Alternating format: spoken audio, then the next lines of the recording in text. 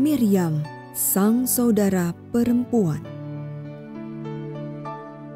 Ketika saya memikirkan kembali tahun-tahun hidup saya dengan segala suka dukanya, saat kami bersama-sama melewati perjalanan hidup sampai sekarang, saya menyimpan banyak kenangan menyenangkan dari pengalaman-pengalaman indah bersama saudara-saudara perempuan saya. Tetapi ada juga beberapa kenangan yang tidak begitu menyenangkan dan tidak ingin terulang lagi. Dan karena hubungan seperti inilah, menarik sekali ketika melihat bahwa salah seorang tokoh utama di dalam Alkitab, kemungkinan tokoh utama di dalam Perjanjian Lama, juga memiliki saudara perempuan yang bersama tokoh itu mengarungi perjalanan hidupnya. Nama tokoh tersebut adalah Musa, dan nama saudara perempuannya adalah Miriam. Permulaan kisah dari seorang wanita yang saleh. Di zaman Alkitab, anak-anak sering diberi nama berdasarkan pengalaman hidup orang tuanya, atau menurut harapan orang tua bagi anak itu, atau sifat anaknya. Ketika Yakub putra Ishak dilahirkan, ia diberi nama orang yang merebut. Sebab bahkan pada saat kelahirannya, ia memegang tumit saudara kembarnya dan berusaha mencuri tempat kakak laki-lakinya Esau. Yakub hidup sesuai namanya dengan merebut berkat ayahnya dan hak kesulungan kakak kembarnya. Ketika Kristus dilahirkan, ia dinamai Yesus atau Yosua, yang berarti Yahweh adalah sang juru selamatku. Sebab ia diharapkan untuk menyelamatkan umatnya dari dosa mereka. Matius 1 ayat 21. Harapan ini menjadi harapan seluruh dunia ketika Yesus pergi ke salib sebagai anak domba Allah dan dengan kesediaannya untuk mengorbankan diri demi menebus dosa-dosa dunia. Sejak dilahirkan, saudara perempuan Musa, Miriam, juga dilambangkan oleh namanya, sebuah nama yang kuat dan memberikan harapan, tetapi juga membawa keprihatinan. Keluaran 15 ayat 20. Herbert Lockyer mengatakan bahwa nama Miriam dalam bahasa Ibrani sama dengan nama Maria atau marah, yang berarti kepahitan, kekacauan, atau pemberontakan. Salah satu bentuk terjemahan dari kata marah dalam bahasa Inggris adalah myrrh, merujuk pada sejenis balsam yang dipakai pada zaman dahulu dalam proses pemakaman. Bentuk lainnya menjadi kata Perjanjian Baru, Smyrna, yaitu gereja Perjanjian Baru yang menderita kesusahan akibat penganiayaan. Wahyu 2 ayat 8-11. Nama Miriam dapat melambangkan dirinya sebagai orang yang akan mengalami seluruh kesengsaraan hidup, atau sebagai orang yang sebenarnya akan menyebabkan sebagian dari kesengsaraan itu. Hanya di masa hidup Miriam selanjutnya, kita akan melihat bagaimana ia akan menggenapi makna namanya itu. Miriam adalah anak sulung Amran dan Yochebed dan kakak perempuan dari Harun dan Musa. Keluaran 6 ayat 20. Ia tidak saja diberkati oleh keyakinan iman dan kepercayaan rohani orang tuanya, tetapi juga komitmen yang kuat dari orang tuanya terhadap keluarga. Komitmen tersebut dibuktikan ketika dalam menyelamatkan bayi Musa, setiap dari mereka mempertaruhkan hidup untuk menyelamatkan seorang bayi tak berdaya. Yokobed merupakan teladan keberanian dan iman bagi putrinya. Sebuah karunia yang sangat berharga. Tidak diragukan lagi, Miriam menjalani kehidupan yang penuh dengan kesempatan untuk menunjukkan karakter dan kekuatan. Meskipun Miriam menduduki tempat terkemuka di dalam sejarah Israel, sungguh menarik bahwa kita hanya sedikit mengetahui tentang dirinya. Walaupun ia adalah saudara perempuan yang terkenal dari seorang pemimpin termasyhur Perjanjian Lama, kita tidak mengetahui secara pasti hal-hal mendasar tentang Miriam, misalnya seperti status pernikahannya. Dalam bukunya tentang sejarah zaman purbakala Yahudi, Flavius Josephus, seorang ahli sejarah Yahudi abad pertama, menyatakan bahwa Miriam menjadi istrinya Hur, salah seorang hakim Israel di Sinai. Keluaran 24 ayat 14. Jika benar demikian, ia adalah nenek dari Bezaleel, seorang tukang yang banyak terlibat dalam pembangunan kemah pertemuan. Keluaran 31 ayat 2. Meskipun demikian, Herbert Lockyer yang sepanjang hidupnya meneliti tokoh-tokoh Alkitab menyatakan bahwa hal ini mungkin tidak betul. Dan saya percaya bahwa Lockyer benar. Miriam selalu disebut sebagai saudara perempuan Musa atau saudara perempuan Harun, yang tentunya merupakan penghinaan kepada suaminya jika ia benar-benar menikah. Terutama karena setelah menikah, perempuan sering disebut sebagai istri dari. Oleh karena itu, berdasarkan pada catatan Alkitab, tidak salah jika kita menduga bahwa Miriam tetap melajang seumur hidupnya. Dan apabila demikian halnya, ia adalah contoh yang hebat tentang bagaimana Allah dapat menggunakan orang dewasa yang lajang untuk melakukan pekerjaannya di dunia. Rasul Paulus yang juga tidak pernah menikah menggambarkan nilai hidup lajang ini dengan sangat jelas ketika ia menulis, "Aku ingin supaya kamu hidup tanpa kekhawatiran." Orang yang tidak beristri memusatkan perhatiannya pada perkara Tuhan, bagaimana Tuhan berkenan kepadanya. 1 Korintus 7 ayat 32. Miriam melibatkan diri dalam pelayanan bagi Tuhan, dan pelayanan itu dimulai sejak usia belia. Miriam biasanya dianggap sebagai tokoh kecil di dalam Alkitab.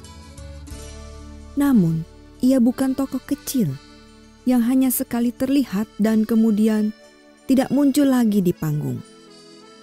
Ia memainkan peran pendukung yang berulang kali muncul, dan setiap adegan kemunculannya mengungkapkan pekerjaan Allah yang terus dilakukan untuk membentuk hidupnya.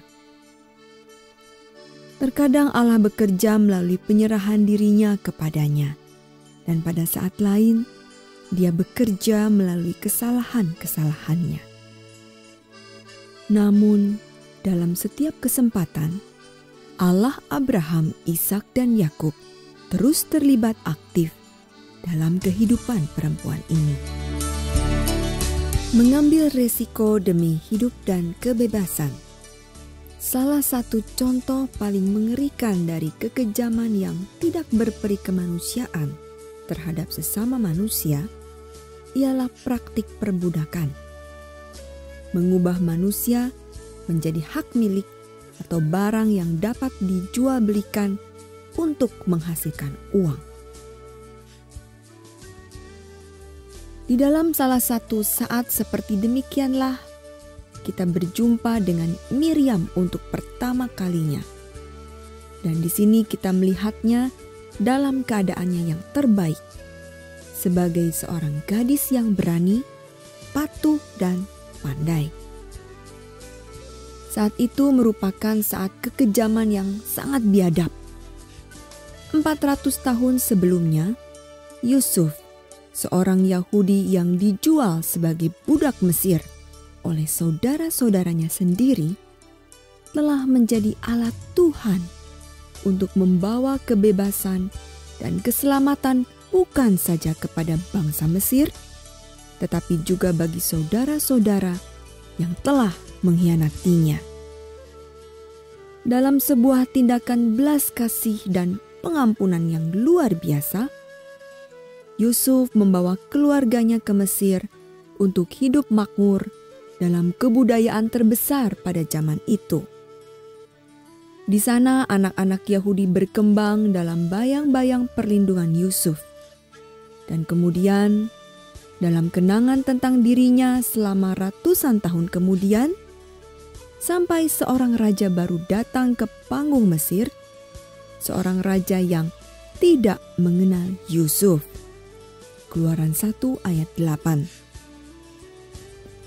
Firaun ini memandang bangsa Ibrani sebagai ancaman dan memperbudak mereka bagi proyek-proyek pembangunannya yang berat dan besar. Begitu hebat kekhawatirannya tentang kekuatan bangsa yang diperbudak ini, sehingga ia memerintahkan pembunuhan semua bayi laki-laki Ibrani yang baru lahir. Ia berkata kepada bidan-bidan Ibrani, "Apabila kamu menolong perempuan Ibrani pada waktu bersalin, kamu harus memperhatikan waktu anak itu lahir. Jika anak laki-laki, kamu harus membunuhnya. Tetapi jika anak perempuan, bolehlah ia hidup." Namun para bidan dan ibu Ibrani itu mempertaruhkan nyawa mereka sendiri untuk menyelamatkan setiap bayi laki-laki yang baru lahir. Mereka berkata kepada raja bahwa perempuan-perempuan Ibrani itu kuat, bahwa mereka melahirkan sebelum bidan datang untuk menolong kelahiran itu. Mereka lebih takut kepada Allah daripada ancaman-ancaman Firaun. Keluaran 1 ayat 17. Dan sebagai akibatnya, di mata raja, bangsa Ibrani menjadi ancaman yang semakin besar bagi kekuasaannya. Jawaban Firaun ialah dengan mengeluarkan perintah ini. "Lemparkanlah segala anak laki-laki yang lahir bagi orang Ibrani ke dalam sungai Nil." Keluaran 1 ayat 15-18 dan 22. Pada masa yang mengerikan ini, Yokebed, ibu dari Miriam, melahirkan seorang bayi laki-laki, seorang laki-laki Ibrani ilegal lainnya, dan menyembunyikan bayi itu selama 3 bulan. Keluaran 2 ayat 2. Namun, Yokebed tahu bahwa ia memerlukan jalan keluar yang lebih pasti apabila ia akan menyelamatkan anaknya. Jalan keluarnya ialah dengan membuat sebuah keranjang dari ranting yang dianyam dan menutupinya dengan ter dan gala-gala. Kemudian ia meletakkan bayi laki-lakinya di dalam bahtera kecil itu dan menaruhnya di antara alang-alang di sungai Nil. Tidak diceritakan kepada kita apa yang diharapkan dapat dicapai olehnya. Tetapi jelas ia berpikir bahwa kesempatan bayi itu untuk tetap hidup lebih besar di dalam keranjang daripada berusaha membesarkannya di bawah pengawasan ketat para mandor budak. Miriam menyaksikan ibunya menyiapkan keranjang yang dianyam itu, yang diharapnya akan membawa adik kecilnya yang tampan itu menjauh dari amarah dan bahaya Firaun yang paranoid. Ia tetap memperhatikan ketika adiknya diletakkan di dalam keranjang. Dan ketika keranjang itu, bahtera pribadi bayi Musa ditaruh di tepi sungai Nil. Lalu Miriam mengikuti ketika keranjang itu mengapung pergi, sambil tetap mengawasi dari jauh. Keluaran 2 ayat 4.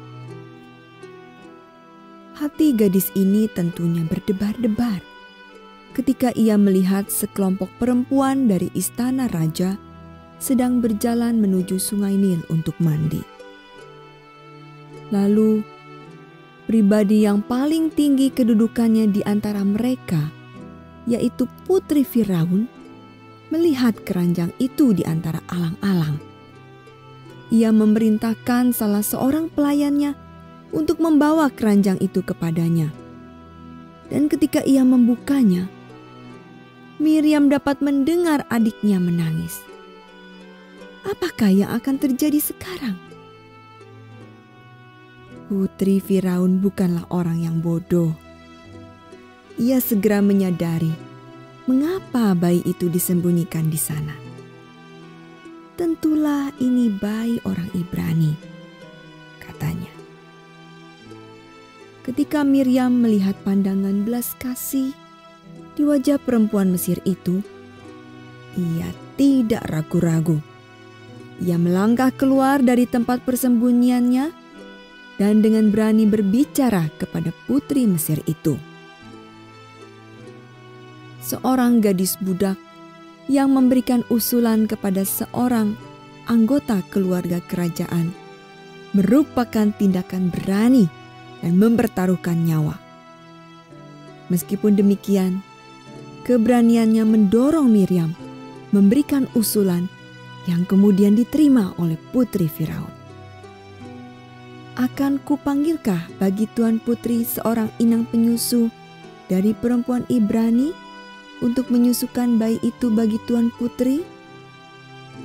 Keluaran 2 ayat 7. Sebagai hasilnya, Yokebed dapat menyusui sendiri anaknya dan mengasuhnya selama tahun-tahun awal kehidupannya. Sebagian orang menduga bahwa Musa mungkin berada di rumah orang tuanya sampai ia berumur 12 tahun. Tindakan Miriam yang berani berarti bahwa keluarganya dapat menikmati waktu bersama dengan adik laki-lakinya, sekaligus juga menikmati perlindungan dan pemeliharaan dari keluarga raja. Memang mudah melihat peristiwa ini dengan sudut pandang yang salah dan menduga bahwa Miriam bertindak seperti ini karena ia tahu bahwa bayi yang dilindunginya itu akan menjadi Musa, orang yang membebaskan bangsanya. Namun, tak ada satupun bukti di Alkitab yang menunjang dugaan itu. Saya yakin bahwa Miriam dan juga ibunya melakukan apa yang dilakukannya karena cintanya kepada keluarga dan cintanya kepada kehidupan. Bahwa tanpa disadarinya, Miriam telah menyelamatkan anak itu yang pada akhirnya akan menjadi pembebasnya. Di dalam lingkungan perbudakan dan penderitaan pada masa itu, ketika orang-orang akan berusaha sedapat mungkin untuk menyelamatkan diri, Miriam justru mempertaruhkan nyawanya untuk menyelamatkan hidup adik bayinya. Nyanyian pujian. Kita sekarang mempercepat kisahnya sekitar 80 tahun ke depan kepada suatu peristiwa pembebasan lainnya. Musa sekarang telah menjadi hamba Allah bangsa Ibrani dan telah mendapat amanat dari Yahweh untuk memimpin bangsa Israel keluar dari perbudakan dan memasuki tanah perjanjian.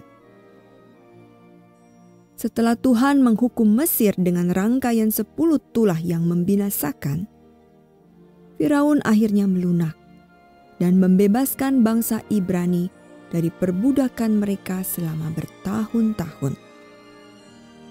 Musa kemudian memimpin rombongan besar yang jumlahnya lebih dari 2 juta orang itu ke pantai Laut Merah, di mana mereka kembali menghadapi bahaya besar. Ingatan manusia begitu singkatnya. Dan ketika tulah-tulah itu berlalu, Firaun mulai berpikir kembali. Apakah yang telah kita perbuat ini, bahwa kita membiarkan orang Israel pergi dari perbudakan kita? Keluaran 14 ayat 5. Kenyataan hidup tanpa budak-budak Ibrani agaknya tidak menarik bagi orang-orang Mesir, sebab para budak itu mengerjakan semua tugas berat yang tidak ingin dilakukan oleh bangsa Mesir. Mengembalikan para budak itu ke tempat-tempat penggalian batu dan ladang-ladang adalah langkah strategis bagi perekonomian dan gaya hidup Mesir. Ketika menyadari hal ini, Firaun segera mengirimkan pasukan berkudanya untuk memaksa bangsa Ibrani kembali lagi ke Mesir. Terperangkap di antara Laut Merah dengan bala tentara Mesir, Musa berkata, "Janganlah takut, berdirilah tegap dan lihatlah keselamatan dari Tuhan yang diberikannya hari ini kepadamu. Sebab orang Mesir yang kamu lihat hari ini, tidak akan kamu lihat lagi untuk selama-lamanya. Tuhan akan berperang untuk kamu, dan kamu akan diam saja." Keluaran 14 ayat 13-14. Tuhan sungguh berperang bagi mereka. Ia menyelamatkan mereka dari kereta-kereta perang Mesir dengan membelah air laut dan menyediakan jalan yang aman bagi bangsa Israel untuk menyeberang ke tepi lainnya. Lalu membalikan air yang sama untuk menghancurkan pasukan kuda dan kereta Firaun yang sangat kuat. Peristiwa itu merupakan salah satu penyelamatan terbesar yang pernah dilihat oleh dunia. Lebih dari 2 juta budak diantar pada keselamatan dan kebebasan oleh kuasa Tuhan dari sorga. Pada saat itu Miriam berusia antara 90 sampai 95 tahun dan tentu telah mengalami luapan emosi ketika ia memperhatikan bayi yang telah dibantu penyelamatannya puluhan tahun sebelumnya menjadi alat Tuhan bagi penyelamatan dirinya dan juga penyelamatan seluruh bangsanya. Peristiwa yang baru dialami ini merupakan pernyataan jelas dari kebesaran Allah dan hanya ada satu tanggapan yang dapat diberikan. Ketika Musa menggubah sebuah lagu pujian atas penyelamatan yang telah Allah lakukan, Miriam bersiap untuk memimpin para perempuan Israel untuk menyanyikan lagu pujian yang ditulisnya sendiri. Saya sungguh menyukai pasal Alkitab ini. Saya menyukainya sebab saya menyukai musik. Dan tanggapan Musa serta Miriam atas penyelamatan besar yang telah dilakukan Allah merupakan tanggapan musikal. Boleh dikatakan bahwa penyembahan terutama merupakan pengakuan atas kesempurnaan karakter Allah. Kata worship, penyembahan, berasal dari istilah Inggris kuno worship, menyatakan kemuliaan, milik Allah saja. Namun, sementara penyembahan berfokus pada karakter Allah, pujian berfokus pada perbuatan-perbuatan Allah bagi kita. Dalam hal ini, lirik dari pujian Miriam menggabungkan kedua unsur itu. Lalu Miriam nabiah itu, saudara perempuan Harun, mengambil rebana di tangannya, dan tampillah semua perempuan mengikutinya memukul rebana serta menari-nari. Dan menyanyilah Miriam memimpin mereka. Menyanyilah bagi Tuhan sebab Ia tinggi luhur. Kuda dan penunggangnya dilemparkannya ke dalam laut. Keluaran 15 ayat 20-21. Perhatikan unsur penyembahan di dalam kalimatnya yang pertama. Menyanyilah bagi Tuhan sebab Ia tinggi luhur. Dan pujian serta sukacita di dalam frase kedua. Kuda dan penunggangnya dilemparkannya ke dalam laut. Lagu ini dinyanyikan Miriam dengan penuh kegembiraan dan sukacita dan rasa syukur. Bayangkanlah adegan itu. Keluaran 15 ayat 20 mengatakan bahwa Miriam memimpin semua perempuan. Kemungkinan ada ratusan ribu perempuan yang menyatukan suara, alat musik, dan tarian mereka bersama-sama untuk memberi pujian dan penyembahan kepada Allah yang telah menyelamatkan mereka. Sungguh sangat menggugah. Musik penyembahan dan pujian yang terbaik adalah musik yang berpusat pada siapakah pribadi Allah dan apa yang telah dilakukannya. Bertahun-tahun lamanya, saya telah sangat diberkati oleh musik yang dinyanyikan bagi Tuhan sebab Ia tinggi luhur. Apakah itu seseorang yang terkenal seperti Damaris Karbach yang menyanyikan lagu He Has Forgiven Me, Ia telah mengampuni aku. Atau seseorang yang kurang terkenal seperti Melissa der Holtz, seorang favorit dari gereja saya yang terdahulu, yang menyanyikan pujian Cross of Love, salib kasih. Ada suatu keindahan dalam perpaduan antara kemerduan dan kekuatan di dalam suara seorang wanita yang menyanyikan pujian kepada Allah. Bisa dikatakan, semua pemuji wanita ini berhutang budi kepada Miriam, nabiah, dan pemimpin paduan suara yang membuka jalan bagi mereka. Tindakan tragedis dari kegagalan rohani. Masalah yang kita temui pada para pahlawan tentu saja adalah bahwa kepahlawanan mereka tidak dapat dengan sempurna mengatasi sisi kemanusiaan mereka. Penuh dengan kelemahan manusiawi, mereka juga seperti halnya kita, mengalami sendiri lika-liku kehidupan yang tidak menentu dan yang tidak dapat mereka hindari. Bertahun-tahun yang lalu, saya membaca sebuah buku tentang kehidupan Musa yang judulnya sungguh tepat. Moments of Glory, Feet of Clay. Masa penuh kejayaan, kaki serapuh tanah liat. Untuk menggambarkan kelemahan yang pasti kita miliki dan kegagalan yang sangat mungkin kita alami. Bahkan seorang pemimpin rohani yang berani seperti Miriam tidak dapat sepenuhnya menghindar dari kenyataan-kenyataan ini. Selama bertahun-tahun sejak ia masih muda, Miriam telah melindungi dan mendukung Musa adiknya. Namun demikian, sekarang kita melihat hatinya berpaling ke arah yang berbeda dan ke arah yang sangat negatif pula. 90 tahun telah berlalu sejak ia bersedia mempertaruhkan hidupnya bagi adiknya.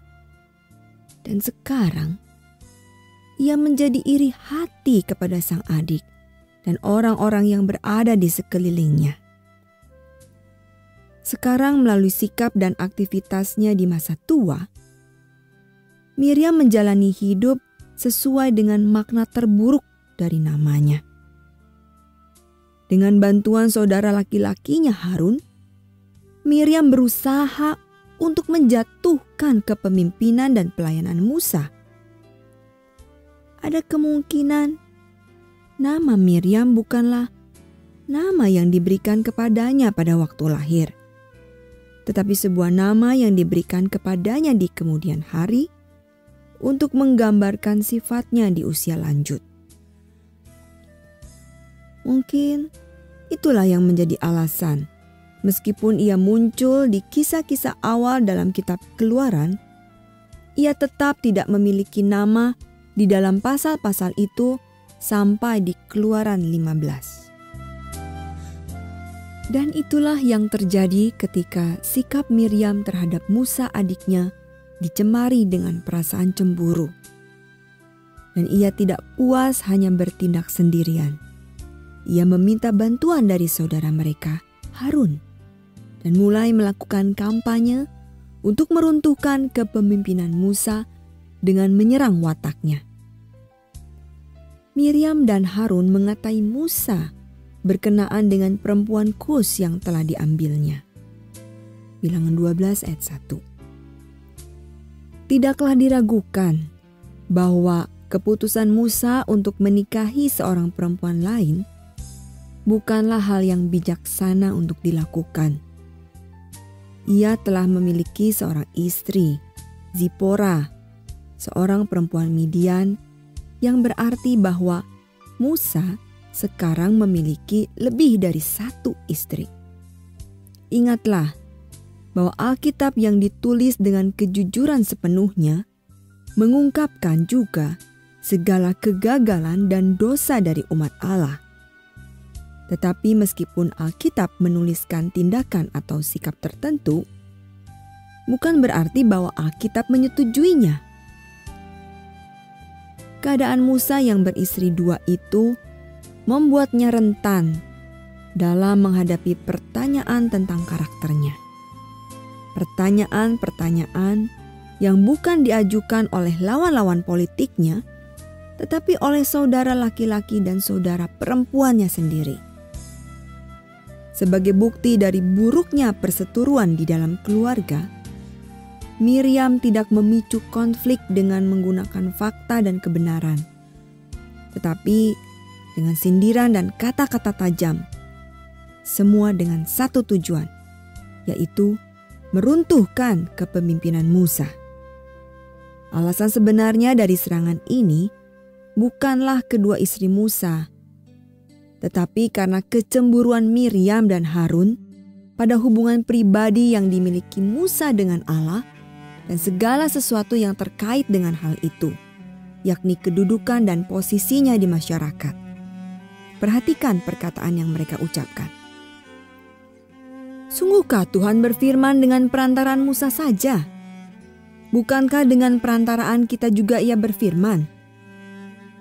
Dan kedengaranlah hal itu kepada Tuhan.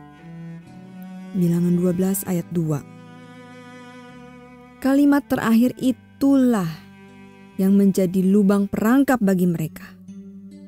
Dan kedengaranlah hal itu kepada Tuhan. Miriam dan Harun mendapat lebih banyak perhatian daripada yang mereka harapkan. Tuhan mendengar perkataan mereka dan memberikan tanggapan dan hukuman dengan segera. Allah memanggil 3 bersaudara itu. Setidaknya semuanya berumur sekitar 90 tahun, ke kemah pertemuan dan mulai menggambarkan hubungannya dengan Musa. Bukan demikian hambaku Musa, seorang yang setia dalam segenap rumahku. Berhadap-hadapan aku berbicara dengan dia terus terang, dan ia memandang rupa Tuhan. Tuhan dan hambanya yang khusus Musa benar-benar memiliki hubungan yang unik. Allah berbicara kepada Musa muka dengan muka. Hal ini tampaknya merupakan hubungan yang membuat Miriam cemburu. Suatu hubungan yang tidak dapat dimilikinya. Sebab Musa telah dipersiapkan untuk posisi yang unik dalam rencana Allah.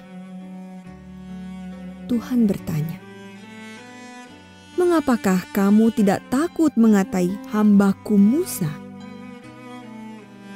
Namun, kecemburuan picik yang dimiliki Miriam dan Harun telah menghasilkan sikap arogansi yang meniadakan semua ketakutan. Dan karena itulah Allah menunjukkan kemarahannya yang tepat terhadap hati mereka yang penuh rasa iri. Mengapa Allah marah sedemikian rupa? Seperti yang kemudian dikatakan oleh penulis kitab Amsal kepada kita, ada 7 perkara yang dibenci Allah dan dipandangnya sebagai hal yang keji. Dan salah satunya ialah orang yang menimbulkan pertengkaran saudara. Amsal 6 ayat 19. Tampaknya jelas bahwa Allah menganggap Miriam sebagai pemimpin dan orang yang paling bertanggung jawab atas pemberontakan yang penuh kecemburuan dan kepentingan pribadi ini. Sebab dialah yang dipukul Allah dengan tangan penghukumannya. Sebab itu bangkitlah murka Tuhan terhadap mereka, lalu pergilah ia. Dan ketika awan telah naik dari atas kemah, maka tampaklah Miriam kena kusta, putih seperti salju. Bilangan 12 ayat 9-10. Pada zaman kuno, kusta merupakan penyakit yang menakutkan. Suatu penyakit yang tidak ada obatnya dan mengakibatkan kerusakan tubuh, pengucilan dari masyarakat, dan pada akhirnya kematian. Oleh karena adanya ketakutan besar bahwa kontak apapun dapat menyebarkan penyakit mematikan ini kepada orang lain, para penderita kusta dibuang dari masyarakat umum dan ditempatkan di koloni-koloni kusta di mana mereka tidak akan menjadi ancaman bagi yang lain. Oleh karena alasan ini, penyakit kusta juga merupakan gambaran paling tepat dari dosa. Dosa juga merusak, mengasingkan, dan mengakibatkan kematian. Dan tidak tersedia pengobatan dari manusia yang dapat menyembuhkannya. Namun, seburuk apapun penyakit kusta itu, penyakit kustanya Miriam lebih buruk lagi, sebab itu merupakan akibat langsung dari hukuman Allah.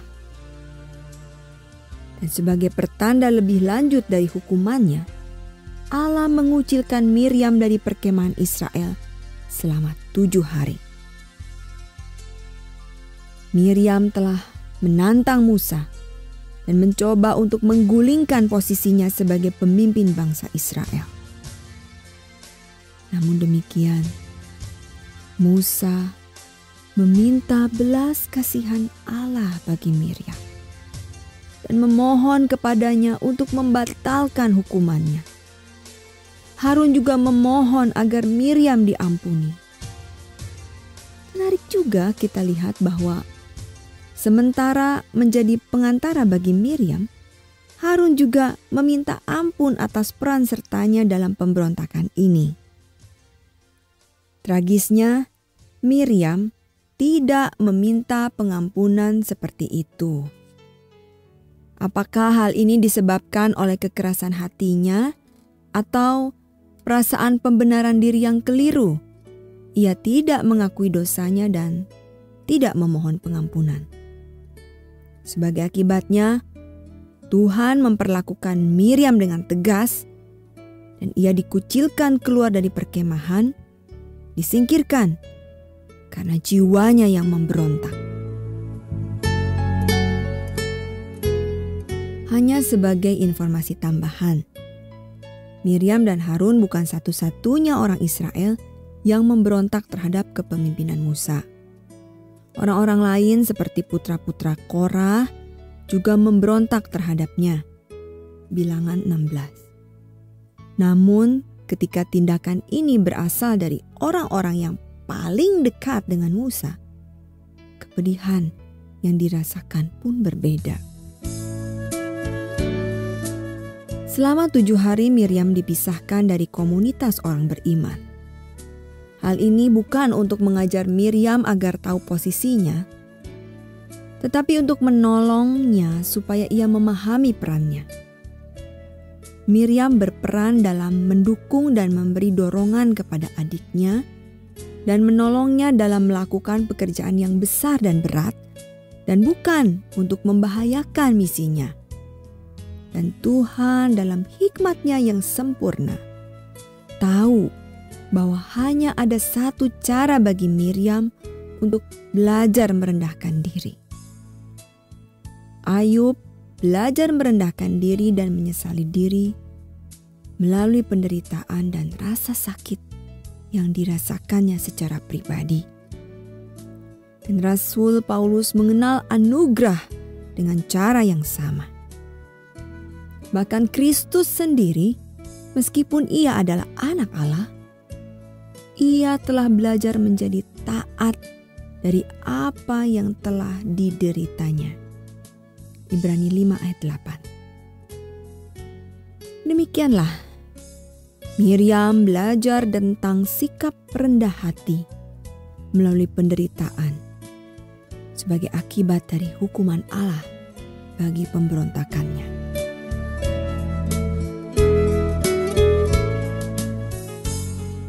Kesaksian bisu. Biasanya alasan bisu merupakan bentuk terlemah dari suatu alasan.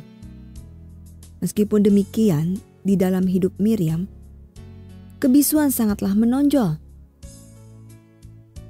Setelah pemberontakan dan penghukumannya, Miriam tidak pernah disebut lagi kecuali dalam catatan kematian dirinya yang menjadi tidak lebih dari sekedar catatan kaki dalam sejarah perjalanan Israel.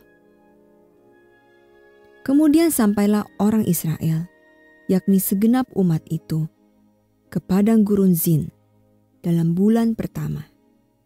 Lalu tinggallah bangsa itu di Kadesh.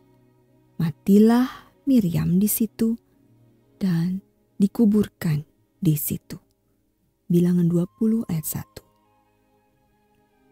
Kita tidak mengetahui selang waktu antara pemberontakannya dengan kematiannya.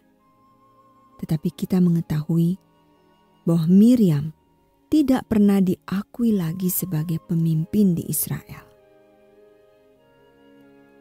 Mengapakah Miriam yang memiliki banyak hal untuk diberikan kepada bangsanya, baik melalui pengalaman hidupnya maupun melalui kepemimpinannya, melewati sisa hidupnya dalam kebisuan?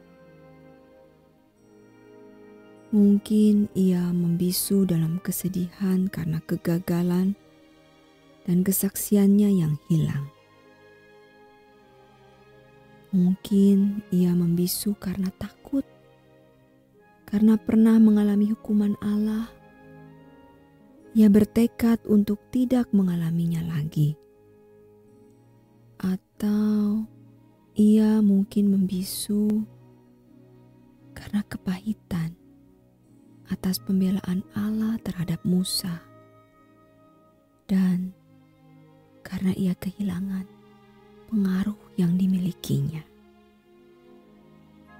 Kita tidak mengetahui alasannya. Yang kita ketahui ialah pengaruh yang begitu didambanya ternyata tidak dimilikinya. Dan ia juga tidak pernah melihat tanah perjanjian. Nama Miriam hanya disebutkan sekali lagi di Alkitab, yakni di dalam kitab Taurat, untuk dipakai sebagai contoh agar kita berhati-hati terhadap infeksi penyakit kusta. Ingatlah apa yang dilakukan Tuhan Allahmu kepada Miriam pada waktu perjalananmu keluar dari Mesir. Ulangan 24 ayat 9. Sungguh akhir yang menyakitkan dan menyedihkan dari suatu hidup yang dimulai dengan penuh keberanian dan tidak mementingkan diri sendiri. Hidup Miriam mirip selimut yang terbuat dari sambungan-sambungan kain perca yang dijahit serampangan. Jarang kita melihat di dalam diri seorang tokoh kecil begitu banyaknya aplikasi yang berbeda tentang contoh yang baik dan yang buruk. Miriam menunjukkan keberanian dan belas kasih di dalam melindungi bayi adiknya Musa, dan kesetiaan serta kekuatan di dalam mendukung kepemimpinan Musa di kemudian hari. Ia menunjukkan hati yang menyembah dan kecakapan memimpin ketika menyanyikan pujian kepada Allah di Laut Merah. Namun sebaliknya, ia menunjukkan sikap mementingkan diri sendiri dan kecemburuan yang besar terhadap kepemimpinan Musa. Alangkah tragisnya kehidupan Miriam yang diawali dengan begitu baik, tetapi berakhir sebagai seorang penderita kusta. Miriam, sebuah nama yang seharusnya dikaitkan dengan kepahlawanan dan pujian, dengan hikmat dan penyembahan, dengan kehormatan dan keberanian besar, sebaliknya malah menjadi simbol dari pengucilan dan penghukuman Allah.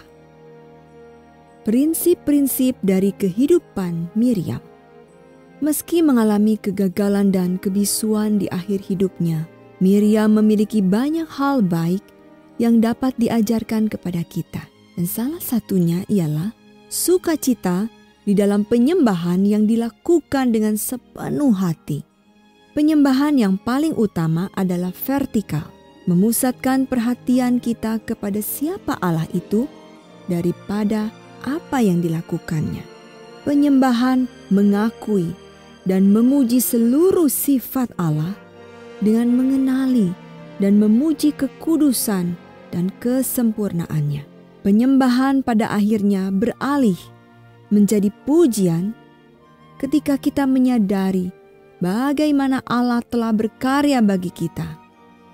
Dalam pujian, kita memuliakan kebesaran dan karakter Allah ketika Dia bertindak dan berkarya bagi kita.